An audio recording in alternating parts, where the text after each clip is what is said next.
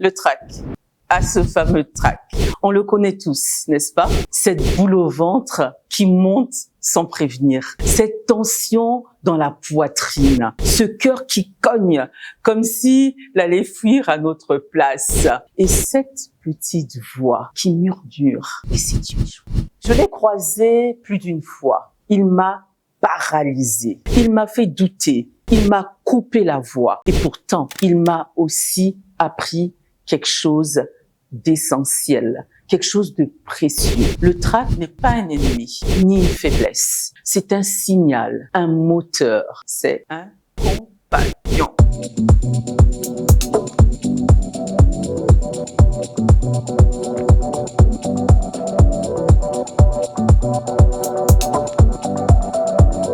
Aujourd'hui, je ne cherche plus à m'en débarrasser. Je cherche à l'écouter et à avancer avec lui. Alors, dans cette vidéo, je veux t'emmener dans un parcours pour comprendre ce qu'est le trac et surtout comment travailler avec lui, grandir avec lui, avancer malgré lui. Je vais te partager des clés concrètes et des astuces qui, moi, m'ont beaucoup aidé et aussi ont aidé beaucoup d'autres personnes à transformer cette peur en une puissance. C'est vraiment un sujet que je prends très au sérieux parce que je sais à quel point il peut freiner, mais je sais aussi à quel point il peut libérer. Le trac se manifeste à l'orée d'un moment important, avant une prise de parole, un examen, un rendez-vous décisif, et même dans les conversations intimes, parfois, il s'invite.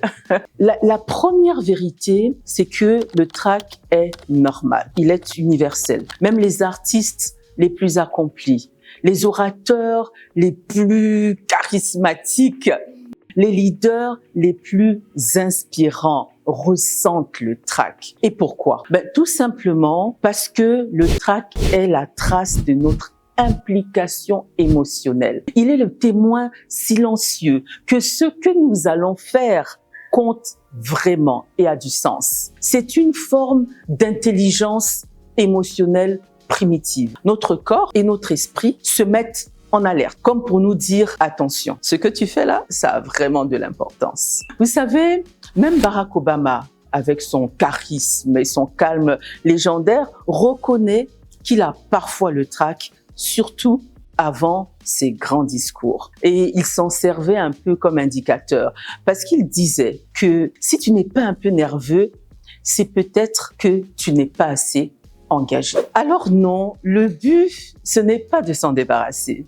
Le but, c'est de le comprendre et surtout de le canaliser. Il y a plusieurs choses qui nourrissent le trac. Il y a la peur, ça vient de la peur d'ailleurs, le manque de confiance qui envoie des signaux à notre corps et entraîne aussi des réactions physiques et des pensées catastrophiques. Il faut donc s'attaquer à 3 leviers. Le premier levier, c'est la confiance en soi et l'estime de soi. Le deuxième levier, c'est le corps, c'est-à-dire s'attaquer aux manifestations physiques du trac. Et le troisième, c'est l'esprit, donc les manifestations mentales du trac. Nous allons commencer donc par la confiance en soi et l'estime de soi. La confiance en soi ne tombe pas du ciel. Ce n'est pas un trait de personnalité figé, c'est une compétence et ça se travaille. Pour l'estime de soi, c'est un peu plus profond et souvent, il faut aller chercher la cause profonde pour le combattre et ça prend du temps, mais ça se travaille aussi. Pour renforcer de ce qui est de la confiance, un seul remède. J'en ai d'ailleurs parlé dans l'une de mes vidéos. D'ailleurs, si vous ne l'avez pas encore regardé, je vais mettre le lien en dessous. Donc, le seul remède, qu'est-ce que c'est? C'est la préparation. Moi, lorsque j'ai commencé à intervenir en public, il m'arrivait souvent de ressentir, comme tout le monde, cette montée d'adrénaline. D'ailleurs, ça arrive toujours, c'est incontrôlable. Mais ce qui m'a sauvée littéralement, c'est d'avoir préparé minutieusement mes interventions, de les avoir préparées avec précision, écrire, répéter, enregistrer, réécouter, corriger, visualiser. Plus tu maîtrises ton message et plus tu gagnes en assurance. Et moins le trac aura de l'espace pour venir s'installer. C'est la même chose d'ailleurs pour les conversations difficiles, par exemple. Imaginons que tu dois aller voir le DRH ou bien le patron. Il faut absolument savoir ce que tu vas dire. Tu ne vas peut-être pas l'écrire, mais il faut le structurer, il faut le visualiser. D'ailleurs, les conversations difficiles, on en parlera dans une prochaine vidéo, très bientôt. Donc, on s'est attaqué à la confiance en soi. Et maintenant, on va s'attaquer aux manifestations physiques. Le trac est physique. Il se manifeste dans le souffle, le rythme cardiaque, la tension musculaire, les tremblements, ah mon Dieu. Il monte dans la gorge, il la noue, il descend dans le ventre, il le retourne, il fait trembler les mains, les lèvres parfois. Il augmente le rythme cardiaque, il sèche la bouche et il peut même brouiller ta vue, je t'assure. Donc, il faut travailler sur le corps pour répondre aux manifestations physiques. Quelles sont les pratiques que moi j'intègre systématiquement et qui sont utilisées par la plupart des grands orateurs? La première pratique, c'est la respiration. Et pas n'importe quelle respiration, la respiration abdominale. Donc, inspire profondément par le nez en faisant gonfler le ventre. Tu peux fermer les yeux, tu sens le ventre gonfler et puis expire par la bouche. Après la respiration abdominale, il faut aussi relaxer ses muscles. D'accord? Des étirements doux pour dénouer les tensions. Ces tensions qui sont accumulées souvent dans le cou, les épaules, même des fois dans la mâchoire. Et ce que tu peux faire, c'est alterner respiration et relaxation. Je te montre, par exemple.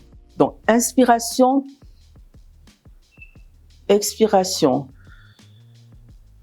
relaxation. Je relaxe les muscles de mon visage. Inspiration, expiration, relaxation. Je relaxe mes épaules. Inspiration, expiration. Et ainsi de suite. Les épaules, les muscles du visage, les hanches et puis les jambes. Enfin, lorsque tu as fait tout ça, il faut t'ancrer. Les pieds bien au sol, le bassin relâché, le dos droit. Tu dois être solide, tu dois être là, présent à ta place. Il y a une psychologue américaine, d'ailleurs elle a fait un TEDx, où elle disait qu'elle adopte une posture puissante, ancrée au sol et ouverte avant de prendre la parole. Non pas pour tricher sur son corps, mais pour informer son corps qu'elle est prête. C'est pas mal, n'est-ce pas? Donc, il faut s'ancrer. Il y a une autre chose que je viens de faire, c'est le sourire. Le sourire peut aider. En tout cas, moi, je l'utilise tout le temps. Dès que je m'ancre, je prends ma place, un sourire. Un sourire léger, pas forcé, juste une intention. Le visage détendu envoie des signaux apaisants au cerveau. En plus, vous envoyez un signal au public lorsque vous souriez. Vous lui dites « je suis content d'être là », sans le dire d'ailleurs, parce que vous savez, on commence pas par un discours en disant « je suis content d'être là ». Bon, mais le signal, le sourire le fait à votre place. Donc ces gestes sont simples, mais ils changent profondément l'état interne et ils apaisent, je vous assure. Donc, respiration, relaxation, ancrage et puis sourire pour couronner le tout. On s'en est pris à la confiance, on s'en est pris au corps et maintenant on va penser à l'esprit, la pensée. Donc le trac, il s'infiltre aussi dans nos pensées. Il parle à travers des phases courtes, rapides, mais brutales et vicieuses. Tu n'es pas prêt, tu vas te ridiculiser, ils vont te juger. Ces pensées sont automatiques, mais elles ne sont pas objectives. Elles sont des constructions mentales qui s'auto-renforcent pour t'auto-saboter en fait. Mais tu as le pouvoir de les déconstruire et de les remplacer par d'autres phrases. Ce qu'on appelle les pensées d'ancrage. Les pensées d'ancrage, en fait, c'est une phrase ou une image mentale ou une intention claire que tu choisis en amont et que tu utilises, d'accord, et que tu te rappelles au moment crucial, lorsque tu en as besoin. Par exemple, les phrases d'ancrage, je suis prêt, je suis là pour transmettre. Je ne suis pas ici pour être parfait, je suis là pour être vrai. Je n'ai rien à prouver, j'ai quelque chose à partager. Ou bien, je vais m'amuser, je vais passer un bon moment. Ce sont les phrases d'ancrage, comme j'ai dit. Il y a aussi les pensées d'ancrage. Les pensées d'ancrage, bon, je prends le même exemple, parce que les boss et les DRH, ils nous traumatisent. Donc, je prends le même exemple. Donc, je dois aller voir mon boss ou le DRH. Et je suis évidemment stressée. Pour déstresser, je vais visualiser comment je serai après la rencontre. Donc, je m'imagine heureuse, souriante. J'ai obtenu la promotion que je voulais. Et là, lorsque je pense tout ça, eh ben, ça change mon état d'esprit. Ça change l'état d'esprit juste au moment où je vais rentrer pour aller voir le boss ou bien les DRH. Vous savez, il y a aussi des techniques pour tromper le cerveau qui panique. Ça, j'aime bien. En fait, c'est transformer la peur en excitation. La peur et l'excitation sont chimiquement très proches. Le corps ne fait pas bien la différence parce qu'en fait, il réagit de la même façon. Le cœur qui bat, les mains qui sont moites, etc. Est-ce que c'est la peur ou c'est l'excitation? Alors, qu'est-ce qui se passe si toi, tu dis à ton cerveau, je ne suis pas en danger, je n'ai pas peur. En réalité, je suis excité. Je suis vivant. Là, tu as trompé ton cerveau, en fait.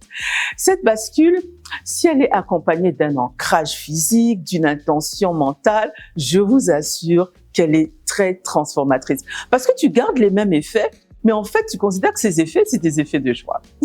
Pour terminer, j'aimerais vous dire que, comme tous les muscles, la gestion du trac s'entraîne. Pas seulement à l'approche des moments importants. Non, il faut s'entraîner tout le temps, constamment. Il faut parler souvent, prendre la parole dès que c'est possible, chercher des opportunités pour s'exprimer, même dans des contextes légers, en réunion de famille, etc. Il faut pratiquer l'improvisation. Certains prennent des cours de théâtre, par exemple. Il faut intervenir lors des réunions et pourquoi pas, par exemple, intégrer un club Toastmaster qui justement vous permet de pratiquer vos prises de parole. Parce que, vous savez, la régularité crée l'aisance. Et l'aisance crée la liberté. Moi, récemment, sur certaines conférences, j'ai demandé à entrer en musique. Ça détend considérablement. Et toi, quelle est la façon dont tu gères ton trac? As-tu un rituel, une phrase, une musique qui t'aide? J'aimerais bien que tu le partages en commentaire ici. J'aimerais vraiment lire ton expérience et surtout, ça pourra aider beaucoup d'autres personnes. Mais n'oublie pas, hein, si tu as aimé cette vidéo, abonne-toi parce que je publie régulièrement des contenus pour t'aider à prendre la parole en toute confiance et en toute aisance. Alors, finalement, comment gérer son trac? Le trac ne disparaît jamais complètement. Ce n'est pas souhaitable, c'est d'ailleurs pas l'objectif, car c'est lui qui nous rappelle que ce que nous faisons a du sens. Alors, accepte-le et apprivoise-le à ton prochain discours.